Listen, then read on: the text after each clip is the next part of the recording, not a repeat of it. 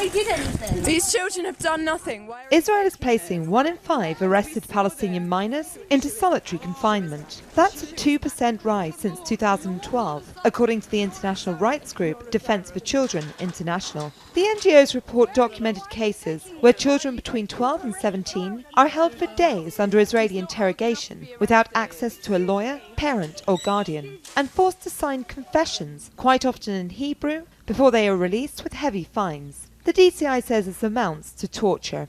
We looked at our data from the past 2 years, 2012 and 2013, and we noticed that there was a significant number of cases that involved solitary confinement. When we looked at those cases in depth, we realized that it was solitary confinement used specifically for interrogation purposes, which is particularly egregious when it comes to children. It's a practice that amounts to torture under international law.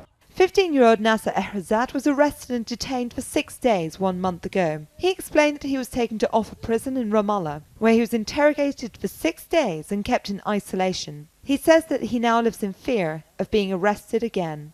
The Israeli army arrested me for throwing stones. They pushed me into the jeep, then took me here to Ofer prison. I was held for 6 days without a lawyer, and I couldn't see my family. I spent 3 days in a room on my own before I could join others. They questioned me every day for hours. When they finally released me, they charged my family 4,700 shekels for my release.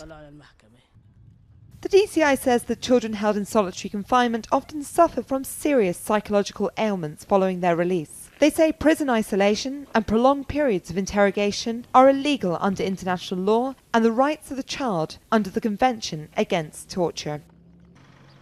The families of the children say the Israeli army target their loved ones in an attempt to psychologically affect the villagers and break their resistance against the occupation. Nell Burden for Press TV, occupied Ofer, Ramallah.